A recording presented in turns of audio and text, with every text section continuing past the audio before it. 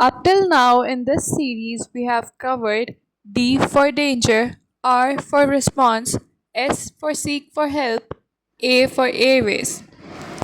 Now we will be moving on towards breathing. We will only go towards the B in our sequence if the casualty still does not show any signs of breathing.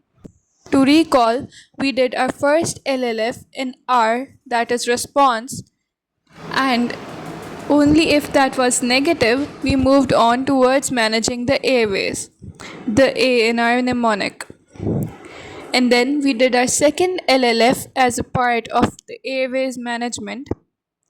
And even if then the breathing signs are not present, we will move towards the B, that is breathing. In this part, we help the casualty by giving rescue breaths. You will basically give mouth to mouth breaths because the casualty is unable to breathe themselves. So we give breaths for them. Now we shall learn how to give mouth to mouth rescue breaths. But even before you start anything, if you recall, we had to first look out for danger, right? The same goes for breathing. You have to first ensure that you are safe from any communicable disease that the casualty might have, because here you'll be having contact with the casualty. You can avoid the contact by placing a cloth over the casualty's mouth. This will ensure your safety because you will be protected from any communicable disease. Once you've ensured your safety, you will move on towards providing the rescue breaths for the casualty. For this, you will have to continue the chin lift that you were doing since airway management. If you recall, we had done the chin lift in our airway management part. We used our dominant hand's two fingers to lift the chin up from the bony part.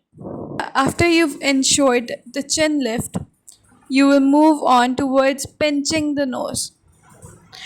You will take your non dominant hand's two fingers and pinch the soft part of the nose. We do this to ensure that no air escapes when we blow into the casualty's mouth. And all the air that we blow in actually goes towards the lungs. But we have to make sure that our rescue breaths are two in number and under 5 seconds. Now we shall recall how we perform the rescue breaths. As you see in this picture, you have to sit by the side of the casualty and then maintaining the chin lift that we were doing since airway management. You have to pinch the nose if the casualty is an adult. However, if the casualty is an infant, then your mouth's proportion is unable to match the child's mouth. Hence, you have to give mouth to nose and mouth breaths. So, what you will do here is you will place your mouth over the nose and the mouth of the infant so that no air escapes out of the nose. Once you are in the position, you will give your first rescue breath by blowing into the mouth of the casualty that is covered by the cloth. As you blow, you will look at the chest rising up.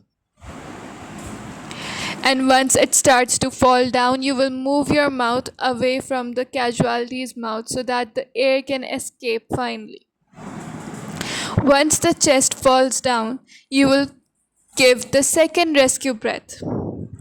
And again ensure the rise of the chest and then the fall of the chest. Make sure that you complete the two rescue breaths under 5 seconds. The most important point here is that you will give your second rescue breath once the chest falls down after the first rescue breath. This ensures that the breaths are reaching the lungs and are effective. Once you've given two rescue breaths, you will move on towards managing the bleeding if present under the circulation part of our mnemonic, which will be discussed in the next part of our series.